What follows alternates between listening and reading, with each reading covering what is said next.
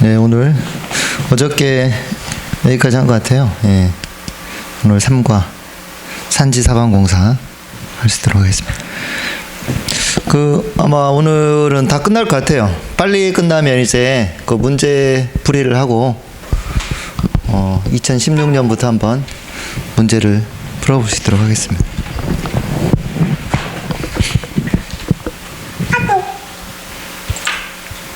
누가 카톡 보내냐?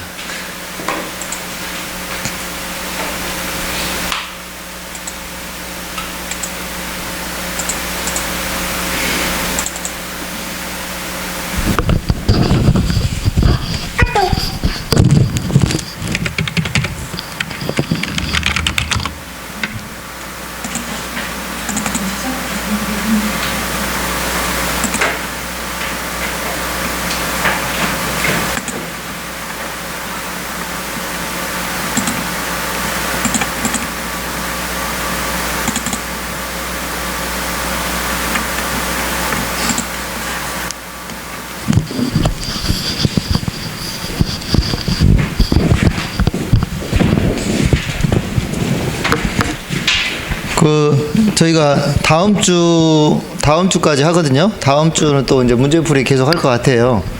다음 주는 제가 산림 기능사 교육이 있거든요.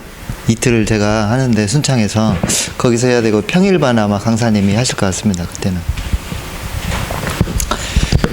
산지사방공사 같이 볼 수 있도록 하겠습니다. 먼저 산지 황폐지의 유형 크게 6가지가 있는데 이것도 이제 시험에 잘 나와요. 뭐가 잘 나오냐면 각각의 그 내용을 좀 여러분들이 아셔야 돼요. 6가지 순서하고 내용. 먼저 그 6가지가 있는데 제목만 한번 읽어볼게요. 첫 번째로 처각임지, 임간나지, 초기 황폐지, 황폐이행지, 민둥산, 특수황폐지, 이러한 형태로 이제 황폐지가 진행된다는 거. 그리고 각각의 그 내용을 여러분들이 아셔야 됩니다. 이제 어렵진 않고요.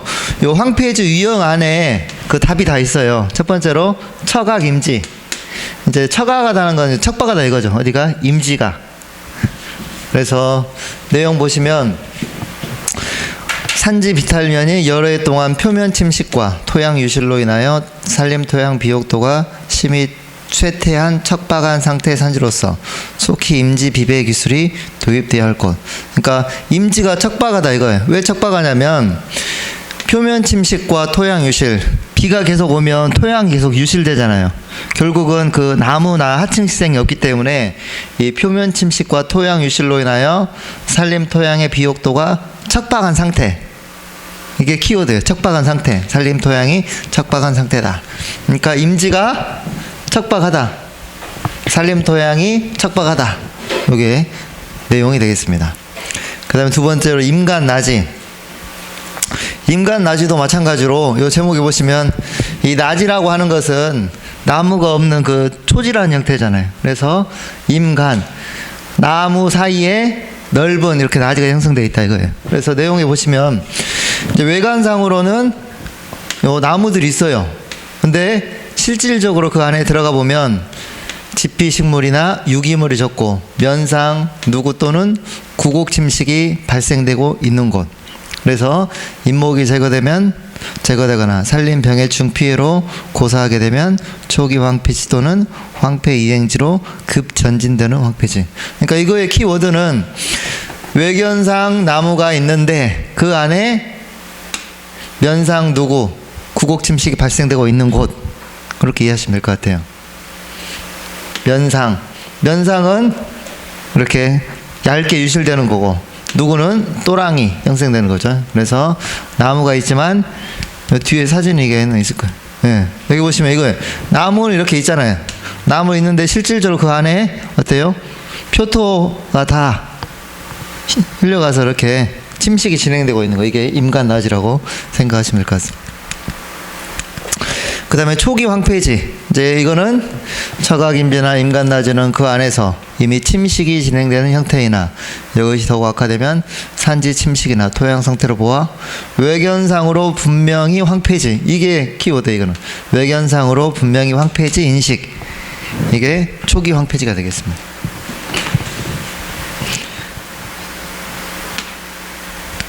그 다음 황폐 이행지. 초기 황폐지는 이 단계에서 복구되지 않으면 점점 더 급속히 악화돼요. 가까운 장래의 민둥산, 가까운 장래의 민둥산 붕괴지로 위험성이 있는 단계가 황폐 이행지가 되겠습니다. 민둥산은 이제 나무가 없는 거죠. 그래서 제일 마지막에 보면 비교적 넓은 나지 상태의 산지, 요게 키워드죠. 그 다음에 특수 황폐지는 침식 및 황폐 단계가 복합적으로 작용하고 발생된 산지의 황폐도가 대단히 격심한 황폐지. 그 다음 마지막 산지의 황폐도가 대단히 격심한 황폐지, 특수 황폐지. 그래서 6가지. 다시 한번 순서. 첫 번째가 뭐예요? 처각임지, 임간나지, 초기 황폐지, 황폐 이행지, 민둥산, 특수 황폐지. 굳이 이것도 외우려고 생각하지 마시고 당연히 임지가 척박하고 그 다음에 나무가 있지만 그 안에 침식이 진행되고 그 다음에 초기 황폐지, 황폐지로 인식되고 황폐 이행지, 그 다음에 가까운 장래의 민둥산, 민둥산 특수 황폐지 순으로 진행이 되겠습니다. 시공 방법은 굳이 안 보셔도 돼요. 이건 뭐 시험에 안 나오니까. 요 사진은 어떻게 보면 민둥산이라고 할 수 있겠죠. 민둥산. 그 다음에 붕괴지. 무너진 땅으로 일시에 발생되는 산사태, 암석낙하, 슬럼프 등과 같이 중력에 의하여 빠른 속도로 흘러내리는 형상에 의해 절개 단면을 노출하고 다량의 토성류가 하부에 퇴적된 지역. 붕괴의 3요소. 요거는 밑줄을 좀 쳐주십시오. 붕괴, 평균, 경사각, 면적, 깊이, 각도, 면적, 깊이. 이게 붕괴의 3요소가 되겠습니다. 그 다음에 밀린 땅. 밀린 땅은 어저께 저희가 붕괴형 침식하고 지화령 침식을 보셨을 거예요. 이게 지화령 침식은 지하수에 서서히 밀리는 건데 그걸 이제 밀린 땅이라고도 해요. 같은 말입니다. 밀린 땅이나 지화령 침식이나. 이거는 지하수에서 산 전체가 서서히 이동하는 거. 훼손지. 인위적으로 토지의 형질의 변화를 가져온 땅깎기 비탈면, 흙쌓기 비탈면, 채석장, 채광지. 채석장은 이제 돌을 채석하는 거고, 채광석은 땅 속에 있는 광물을 채굴하는 거죠. 요건 이제 훼손지죠. 상지 황폐 발생 원인. 먼저 자연적인 원인하고 인위적인 원인인데, 자연적인 지질. 지질 같은 경우는 그 이제 모함이 뭐 화성암, 편성암, 변성암, 퇴적암이 있는데 우리나라 대부분 토양이 화강암하고 화강편마암, 요 좀 밑줄을 좀 쳐주십시오. 화강암하고 화강편마암으로 되어 있습니다. 60% 이상이. 근데 이 화강암하고 화강편마암이 어떻게 보면 그 토양이 그 침식이 잘 되는 토양이에요. 그래서 아무래도 황폐가 잘 된다. 그 다음에 강우. 이게 가장 큰 원인이죠. 강우에도 밑줄을 좀 쳐주십시오. 황폐지 발생 원인이 가장 큰 강우. 우리나라는 6월에서 8월에 가장 많이 내리죠. 그래서 집중호우로 토사유출, 산사태가 많이 발생한다. 기온, 또 병충해, 기타 재해. 자연적인 원인이 되겠고, 인위적인 원인은 뭐 산불이나 산림훼손, 도로건설, 골프장 건설, 토속 채취 등등 훼손으로 황폐지가 발생되기도 합니다. 그 다음에 산사태 위험 판정 기준표가 뭐 경사도, 모함, 산림 상태, 경사 길이, 경사 위치, 사면형, 토심, 산지의 상태에 따라서 이제 나옵니다. 세부적인 기준이 이렇게 되어 있는데 시험에 안 나오니까. 경사 길이. 길면 더 많이 발생하겠죠. 모함도 퇴적암, 화성암, 변성암, 화강암류. 가장 많이 발생하고, 위치도 높은 곳에서 많이 발생하고, 사면형도 복합사면, 도심, 경사도. 그 다음에 산사태와 땅밀림. 요 표 있으시죠? 요거는 여러분들이 좀 숙지를 좀 해주셔야 돼요. 산사태 삼붕하고 땅밀림 차이점. 이것도 이제 어쩌면 좀 반대돼요, 이거하고. 그래서 먼저 지질, 산사태하고 삼붕은 지질은 크게 관련이 없고, 땅밀림은 특정 지질이나 지질 구조에서 발생되고, 일단 산사태 삼붕은 사질토, 위주를 좀 쳐주고, 사질토. 땅밀림은 점성토, 위주를 쳐주시고, 그 다음에 이거는 급경사지. 그 산사태 삼붕은 이렇게 광우에 의해서 토성류가 한꺼번에 쏟아내리기 때문에 급경사지에서 많이 발생이 됩니다. 이거는 완경사지. 돌발성, 갑자기 무너져 내리잖아요. 근데 이거는 계속해서 이렇게 서서히, 그리고 빠르죠. 이렇게 산사태 같은 거 빠르게 쏟아내는, 이거는 느리고, 토계가 교란된다는 것은 이렇게 한꺼번에 우르르 쏟아지니까 이게 흙 덩어리가 이렇게 뒤엉킨단 말이거든요. 근데 이거는 산지 전체가 서서히 옆으로 이동하니까 원형이 보장되고, 이거는 강우강도, 비에 의해요. 이거는 지하수, 규모는 작고, 이거는 크고, 갑자기 발생하는데 이거는 서서히 이제 발생이 되고 있기 때문에 균열이나 발생하거나 함몰, 지하수 변동 등이 발생된다. 그래서 요 표는 여러분들이 필기에서 좀 자주 물어보거든요. 그래서 좀 이해를 하시면 될 것 같아요. 굳이 외우면 좋긴 좋은데 이해하셔도 뭐 문제 푸는 데는 이해가 없으니까. 그러니까 이 산사태 삼붕은 어저께 산사태는 산 꼭대기, 산붕은 산 허리 이하에서 토성류가 갑자기 내려오는 거잖아요. 그렇기 때문에 사질토, 급경사지, 돌발성, 빠르고 토계가 교란되고, 원인은 강우나 강우강도, 규모는 작죠. 아무래도 땅밀림에 비해서. 근데 이 땅밀림은 점성토, 완경사지, 계속성, 지하수가 계속 흐르니까 계속 서서히 앞으로 이동하고 있거든요. 서서히 느리고. 그러니까 하루에 10mm 정도, 엄청 적잖아요. 1cm 정도 원형 보전, 지하수 크다. 이걸 구분해서 외워두시면 되겠습니다. 산사태 발생 원인, 집중호우 가장 크죠. 집중호우. 강우에 의하여 강국수압의 급격한 상승, 표면 우수에 의한 침식, 흙의 포화로 인한 단위 최적당, 중량 증가 등의 원인에 의하여 산지 사면이 붕괴하려는 힘이 커지는 반면 내부 마찰각이 감소하고 흙의 전당 강도가 약화됨으로써 산사태가 발생한다. 그러니까 비가 많이 내리니까 흙이 포화되겠죠. 포화되니까 더 이상 단위 최적장인 게 지탱할 수 없으니까 무너지겠죠. 흙의 입장에서 보면 마찰각이 감소하고 전당 강도가 약화됨으로써 산사태가 발생된다. 지형, 지질, 인위적인 원인. 요 제목에다 밑줄을 좀 쳐주시겠어요? 발생 원인, 집중호우, 그 다음에 지형, 사면 경사도와 경사형, 하천이나 기안에서 산지 사면하부가 침식될 때에도 산사태가 잘 발생된다. 그 다음에 지질, 암석학적 요인보다는 국소적인 구조적인 요소, 그러니까 경사지, 경사도에 의해서 많이 발생한다 이거죠. 인위적인 원인. 임상 요인, 요거는 좀 교재 없죠? 좀 적어주시겠어요? 큰 나무의 뿌리는 사면 경사에서 내려오는 토계를 단단히 고정하여 산사태의 발생을 저지한다.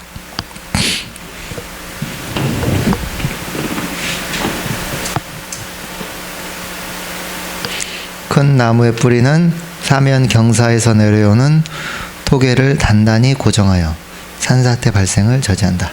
임상 요인 되겠습니다.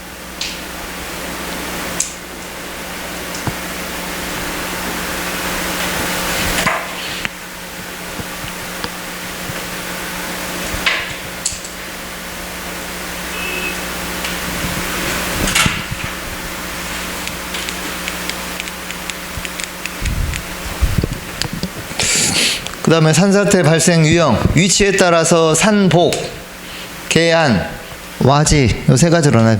산복이라는 것은 그 산복부는 산허리잖아요. 그러니까 산지 사면에서 붕괴가 발생되는 거죠.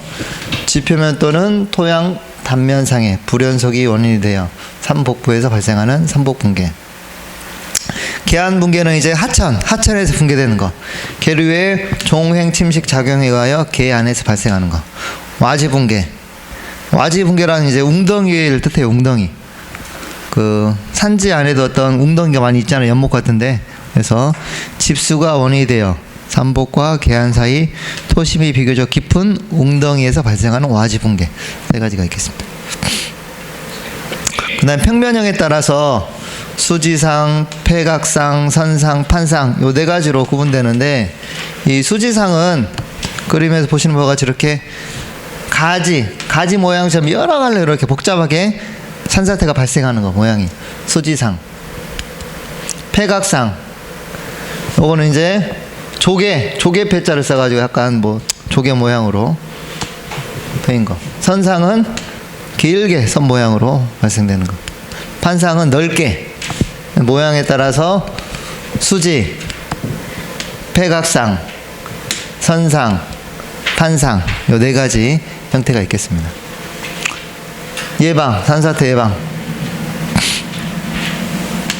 집중호우로 산사태 발생이 예상되는 급경사지 및 계곡 주위, 모래로 표토층이 형성되어 있는 곳에 대한 배수로를 정비하고, 집안 갈라짐과 같은 산사태 전조가 보일 때는 주민들을 대피시키고, 순찰 시에 지표에 갈라진 틈이나 또는 사면하부 배부름 현상, 나무 등 지표 식물의 기울어짐, 파이핀 현상. 파이핀 현상은 지하수가 흐르면서 그 통로에 있는 흙을 침식 운반하는 게 파이핑 현상이었죠. 파이핑 현상으로 사면 표면에 발생하는 구명, 소화천 부유물이 증가나 수량 감소, 갑작스런 유출량 증감 등을 유심히 관찰하면 산사태 발생을 미리 예방할 수 있다. 이제 여름철에 이제 산사태가 많이 발생할 수도 있잖아요. 그러면 그 어플에 보면 플레이스토어에 산사태 치면 산사태 어플이 있어요. 혹시 여러분들 이제 여름에 놀러 갈 때 위험할 수도 있으니까 해당 지역별로 산사태가 위험한지 안 위험한지 그 어플이 있거든요. 참고적으로 그거 활용하셔도 될 것 같습니다. 그 다음에 사방공사의 재료. 먼저 목재부터 보겠습니다. 이제 목재는 거의 잘 사용량이 거의 적어요. 그래서 뭐 가설물이나 임시 보조재로 쓰이고 있습니다. 통나무도 뭐 사방댐, 구공막이, 바닥막이, 기승막이 등 사용하고, 그 밖에 바자악기, 각종 말뚝용으로 사용된다. 그러니까 현재는 이제 목재는 잘 사용하지 않고 있는데, 다른 선진국 같은 경우는 이 목재가 친환경 재료이기 때문에 이 목재를 많이 사용해야 되거든요. 그래서 앞으로도 이제 저희도 많이 사용해야 될 거예요. 목재를 이용한 여러 가지 뭐 사방댐이나 어떤 구조물을 사용해야 된다는 거, 늘려가야 된다는 거. 석재. 네, 석재를 가장 많이 사용하죠. 개강공사, 사방댐, 구공막이, 바닥막이, 기승막이, 수재 등에 사용하고, 삼복공사에서는 땅소극막이, 삼복수로 흙막이, 누구막이 등에 사용된다. 먼저 마름돌. 마름돌은 어제 임도에 간단히 설명했지만 보시는 바와 같이 이 직사각형 육면체로 돌을 다듬는 거예요. 이쁘게 이런 식으로. 네, 마름돌. 그래서 이 채석장에서 돌을 떼어낸 돌을 소요 수치에 따라 직사각형 육면체가 되도록 각 면을 다듬는 석재. 그렇기 때문에 어때요? 가장 고급이겠죠. 고급이고 일정한 규격으로 다듬어져 미관을 요하는 돌쌓기 공사의 매쌓기로 사용된다. 이 직사각형 육면체가 되기 때문에 모양이 일정하기 때문에 이렇게 바로 이런 식으로 쌓을 수가 있겠죠. 이렇게 매쌓기잖아요. 매쌓기. 밑줄을 좀 쳐주십시오. 석재 중 가장 고급이고 미관을 요하는 매쌓기 사용된다. 네. 수치는 안 외우셔도 되고. 마름돌, 직사각형 육면체. 그 다음에 견칫돌. 견칫돌은 어저께 보셨잖아요, 이거. 견칫돌. 이 맞춤. 여기 보시면, 견칫돌은 이런 식으로 또 이렇게 쌓아요, 이렇게. 여정한 소요 수치에 따라도 이것도 이제 돌을 뗀 건데, 이런 식으로 커리가 이렇게 했잖아. 그래서 여기다가 이제 잡석 같은 거 쌓아가지고 이렇게 비탈, 3비탈 화면에 쌓아가는 거. 견칫돌. 가장 이제 많이 사용하고 있습니다. 보시면 경고도가 요구되는 사방공사, 특히 규모가 큰 돌댐이나 옹벽 공사에 사용되는 돌을 뜰 때 치수를 특별한 규격에 맞도록 지정하여 깬 돌. 요거 밑줄을 좀. 돌을 뜰 때 치수를 특별한 규격에 맞추어 지정하여 깬 돌.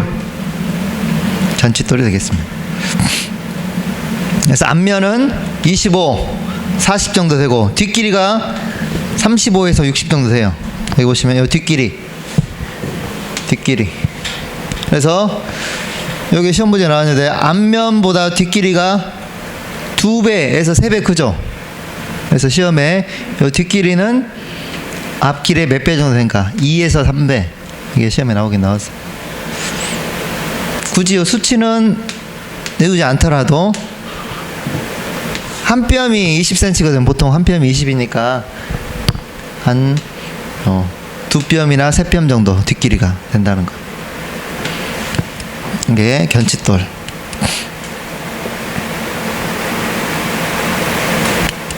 그 다음 막겐돌. 이 막겐돌은 말 그대로 이제 막겐돌이다, 이거. 이렇게 보통 그 채석장에서 발파, 이렇게 발파해가지고 돌이 나오면 그거를 아까 일정하게 다듬는 게 마름돌이고, 거기서 어떤 일정한 규격으로 이렇게 이게 또 이제 견칫돌. 근데 이거는 그냥 바로 가져오거나 그냥 모서리만 다듬는 돌.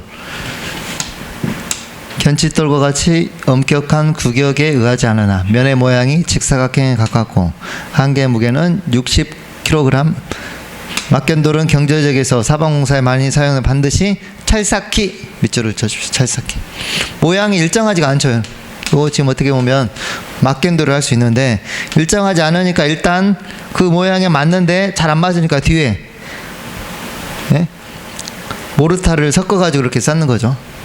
이게 막겐돌. 그 다음에 전석. 자연적으로 개천 바닥에 있는 돌로 한개 무게는 100kg 이상. 보통 찰쌓기와 매쌓기, 콘크리트 보장용으로 사용된다. 이 전석이라고 하는 것은 이제 원래 정확한 의미는 자연에 있는 이런 정도 한 100kg 이상의 큰 돌, 작은 돌 말고 좀 큰 돌을 전석이라고 해요. 이것도 마찬가지로 모양이 크게 이제 뭐 직사각형 모양은 아니지만 좀 어떻게 쉽게 얘기하면 막겐돌보다는 그래도 조금 더 모양이 이렇게 불규칙이 않은 돌, 전석. 그렇게 생각하시면 될 것 같아요. 자연에 있는 큰 돌, 이게 전석이라고 생각하시면 되겠습니다. 전석, 요거 전석. 그 다음에 호박돌. 호박돌은 지름이 20에서 30cm 정도 되는 호박 모양의 둥글고 긴 천연석대로 기초공사나 기초바닥용으로 사용된다. 호박돌은 강도를 요구하지 않는 비탈면의 안정을 위한 낮은 돌쌓기에 사용되기도 하나 안정성이 낮아 붕괴 위험성이 많다. 호박돌. 이 하천에 있는 둥글둥글한 돌이 있죠. 호박돌. 이거 특징이 뭐냐면 강도가 요구되지 않는, 그러니까 여기 밑줄을 쳐 강도가 약합니다. 특징이 강도가 약하고, 그 다음에 둥글고 긴 천연석재. 여기다 밑줄을 넣으셔서 특징. 이게 하천에서 물이 흐르면서 계속 깎이잖아요. 모서리가 깎이니까 둥글고, 그 다음에 강도는 낮지만 미관. 여기는 없네요. 미관이 요구되는 곳에 사용되는 곳. 이게 호박돌이 되겠습니다. 그 다음에 잡석. 삼복이나 개천에 산지하고 그 모양이 일정하죠. 작은 전석으로 막겐돌과 비슷한 돌. 잡석. 그러니까 잡석은 아까 막견돌보다 더 작은 돌, 잡석을 생각하시면 될 것 같습니다. 뒤체험돌, 맷쌓기 뒷부분을 채우기 위한 돌, 괸돌. 돌쌓기 공사 때 석재가 좌우 또는 상하로 움직이지 못하도록 개어주는 돌. 큰 돌을 놓고 그 돌이 움직이지 않도록 이렇게 박아줘야 되잖아요. 그게 괸돌, 개어주는 돌. 호박돌. 네. 전석. 그래서 요 돌이 최근에 좀 시험에 잘 나오거든요. 그래서 여러분들이 개념만 아시면 돼요. 개념. 마름돌, 고급이고, 네. 네모, 직사각형, 맷쌓기로 사용하는 돌. 견칫돌은 이런 어떤 특수한 규격에 맞게 깬 돌.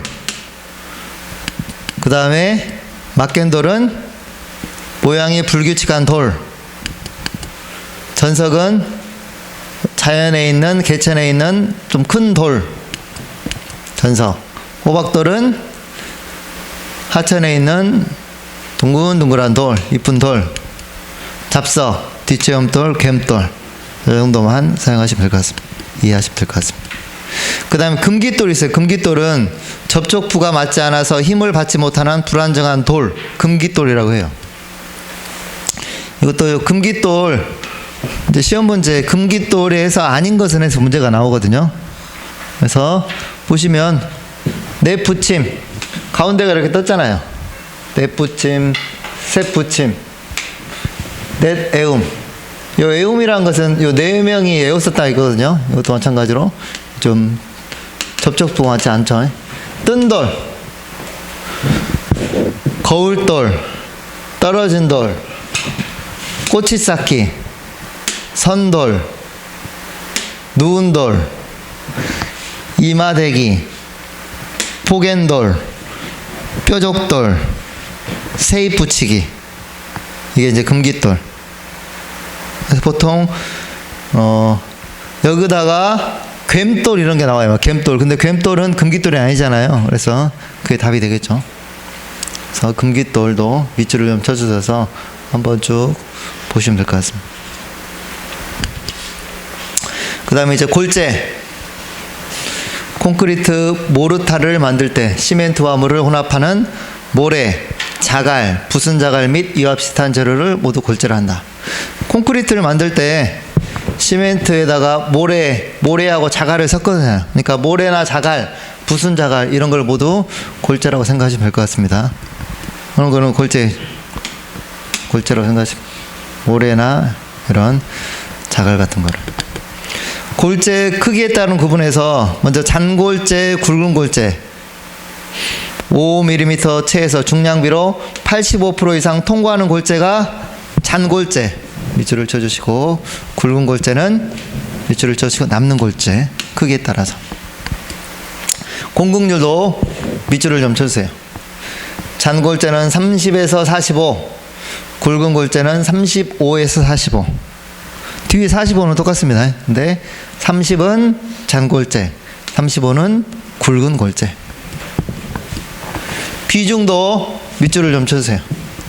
경량 골재는 2.25 이하, 보통 골재는 2.5에서 2.65, 2.7 이상은 중량 골재. 세 가지.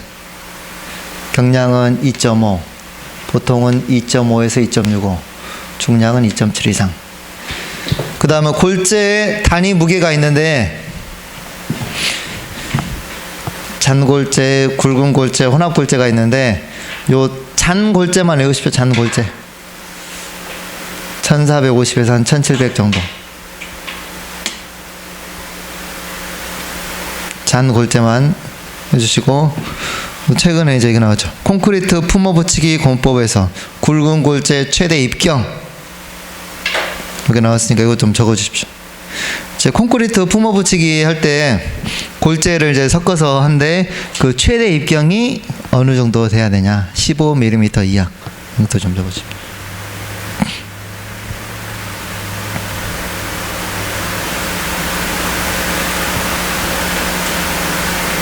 잔골재는 1450에서 1700, 굵은 골재는 1550에서 1850, 혼합골재는 1760에서 2000 정도.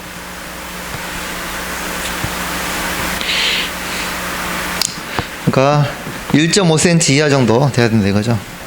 콘크리트에서 품어붙이기 공법에서 굵은 골재 최대 입경 15mm 이하.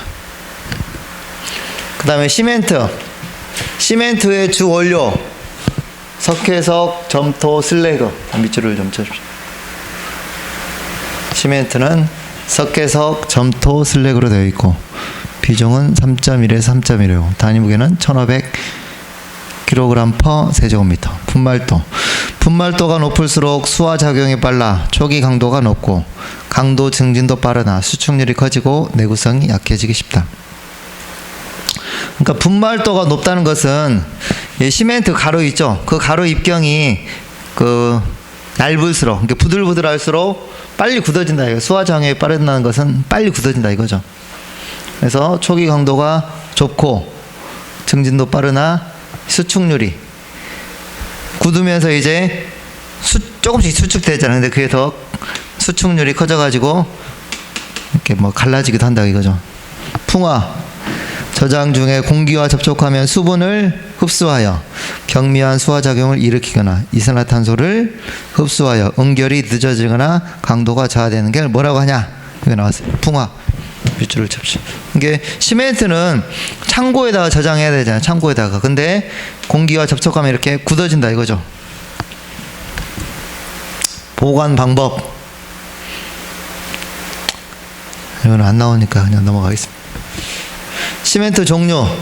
보통 포틀랜드 시멘트, 조강 포틀랜드 시멘트, 중용렬 포틀랜드 시멘트, 백색 포틀랜드 시멘트, 고로 시멘트, 실리카 시멘트, 플라이애시 시멘트가 있는데 여기서 이제 각각의 특징만 여러분들이 이해하시면 되는데 보통 포틀랜드 시멘트는 그냥 80% 이상 차지하고 조강 포틀랜드 시멘트 조강에다 밑줄을 쳐시고 빨리 굳어진다 이거예요. 아침조자를 써가지고 빨리 굳어진다 이거.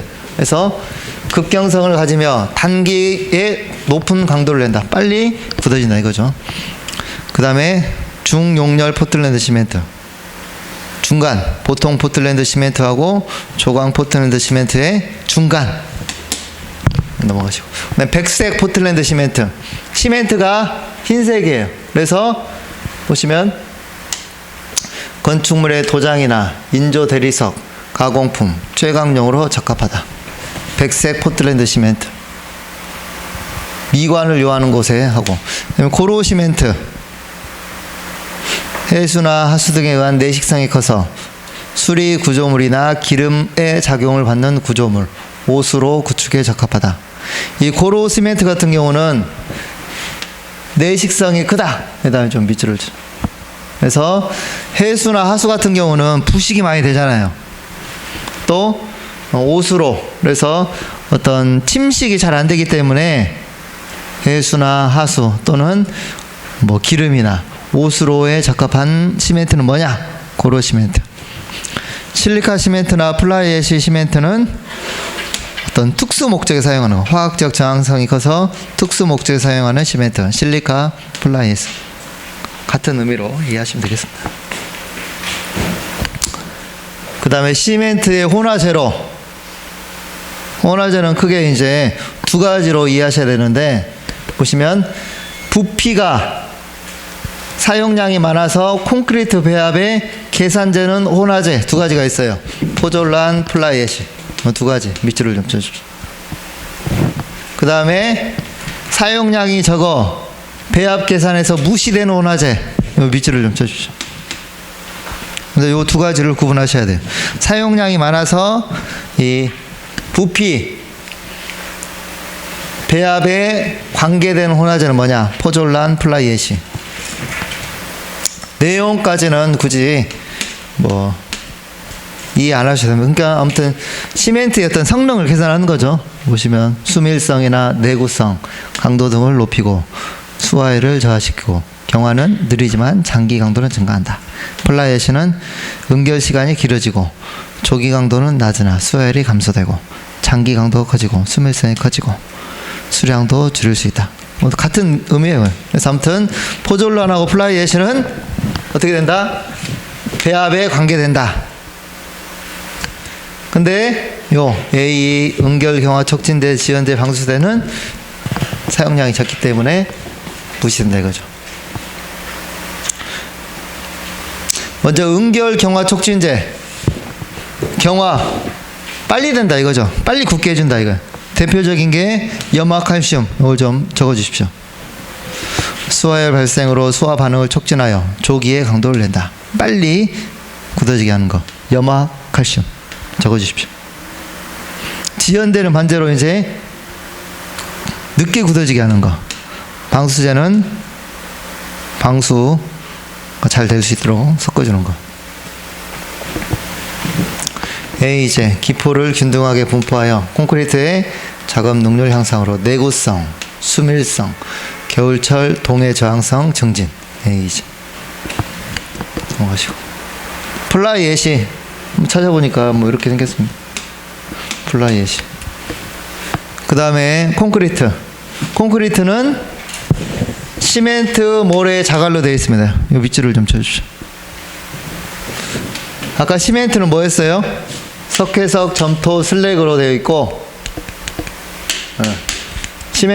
콘크리트는 시멘트, 모래, 자갈로 이렇게 섞어 있는 거죠. 콘크리트. 콘크리트의 장점, 밑줄을 좀 쳐주십시오. 콘크리트의 장점. 거의 이제 콘크리트 건물이잖아요. 그래서 모양의 제한을 받지 않고 구조물을 만들 수 있다. 이제 거푸집을 짜가지고 그 안에 부수면 그대로 굳어지기 때문에 여러 모양을 만들 수가 있습니다. 압축 강도가 다른 재료에 비해 비교적 크고 필요하는 임의의 강도를 자유롭게 얻을 수 있다. 압축 강도. 압축 강도라고 하는 건 그러니까 눌러주는 거. 그 강도가 큽니다. 또 강도를 어떤 여러 가지 혼화제를 통해서 자유롭게 얻을 수 있고, 내화성, 차음성, 내구성, 내진성이 그래도 양호하고, 그 다음에 값이 싸고 유지비가 들지 않고, 결점은 다른 재료를 사용하여 보충이 가능하다는 거 장점. 콘크리트 넣는 사진 한번 넣어봤습니다.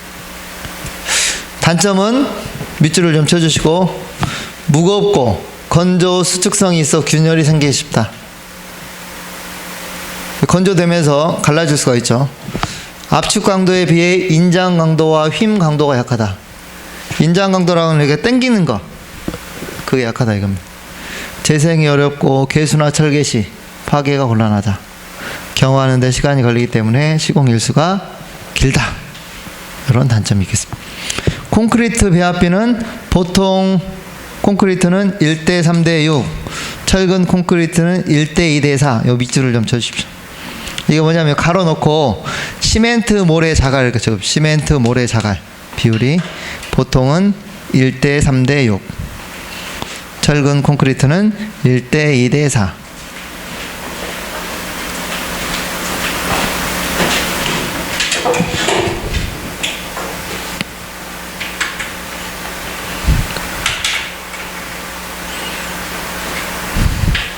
그 다음에 워커빌리티. 워커빌리티라는 것은 반죽, 이 콘크리트 반죽을 무르게 할 수도 있고 좀 질게 할 수도 있잖아요. 그래서 반죽의 어떤 질기에 따라서 작업이 쉽냐 어렵냐 그 정도를 나타내는 걸 이제 워커빌리티라고 한다. 이 정도 의미만 아시면 될 것 같습니다.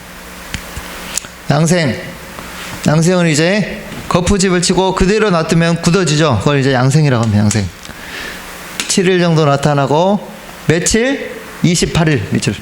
28일 지나야 충분한 강도를 나타낸다. 보통 콘크리트는 7일, 조강 포트랜드 시멘트 3일 수분 양생. 그러니까 보통 이제 콘크리트를 치고 물을 뿌려줘야 돼요. 계속 이렇게 열이 나고 이렇게 갈라지기 때문에. 그래서 보통 7일 정도 하고 조강 포트랜드는 3일 정도 해줘야 된다. 그 다음에 물 시멘트비. 이것도죠. 별표를 내주십시오. 별표. 2차에서도 출제가 된 내용인데, 단위 시멘트 량분의 단위 수량 곱하기 100. 이렇게 해서 물 시멘트비를 구하라는 문제도 있고, 어쩔 때는 물 시멘트비를 알려주고 단위 시멘트량을 알려주고 뭐 단위 수량이 얼마냐 이렇게 물어보기도 하고요. 공식만 외워두시면 되겠습니다. 단위 시메트리 양분의 단위 수량 곱하기 100.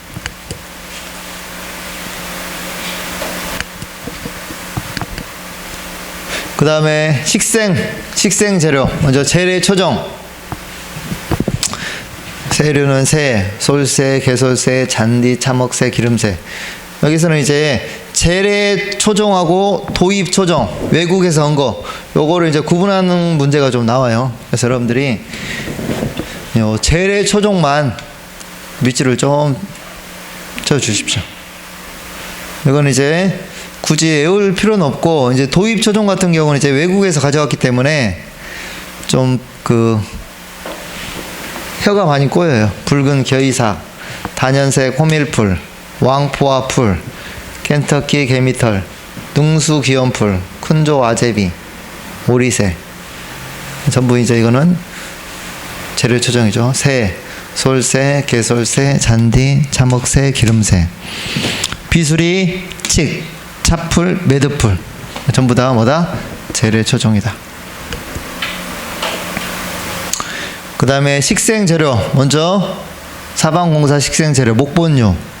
교목 관목은 리기다소나무, 해송, 물오리, 아카시나무, 회양목, 병꽃, 쌀이, 쪽제비쌀이, 졸참, 둔양나무.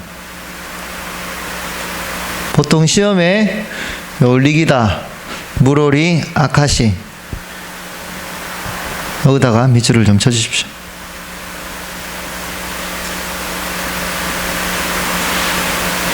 리기다 소나무, 물오리, 아카시. 덩쿨 식물로는 담쟁이 덩쿨, 칡, 줄사철, 마삭줄, 인동정쿨 등이 있습니다.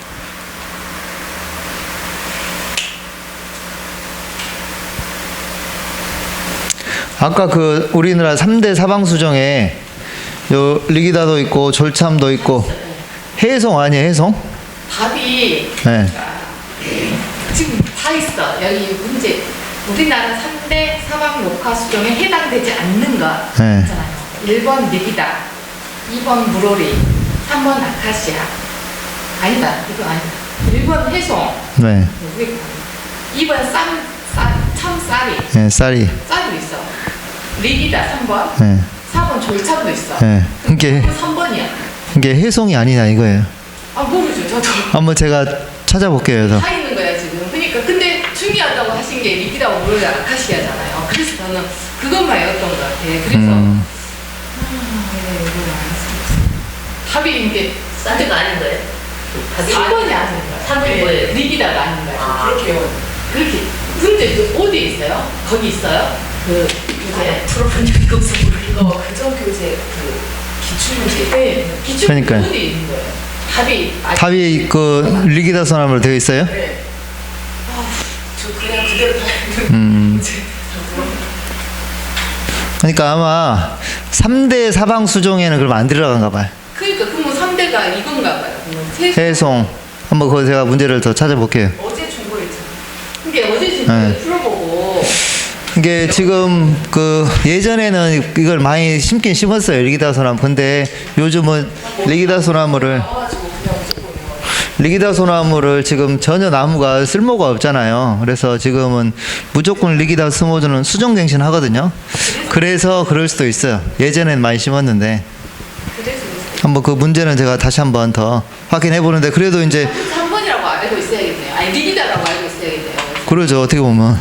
어차피 3대는 해송하고 쌈쌀이, 조참이라고 참쌀이 네. 알고 있고. 그렇게 답이 중요하니까. 답대로 답이 중요하니까. 네, 이론하고 또 현장하고는 틀리니까. 그러니까. 네. 또 바뀌잖아요. 그러죠. 계속 그게 바뀌니까 이런 일단 한번 저도 그거 더 확인을 해보긴 하겠습니다. 10분 쉬었다가 이어서 할 수 있도록 할게요. 네, 제가 집필한 산림 기사 필답 책을 구입하는 방법을 설명해 드릴 수 있도록 하겠습니다. 먼저 네이버 창에서요, 쇼핑을 클릭을 합니다.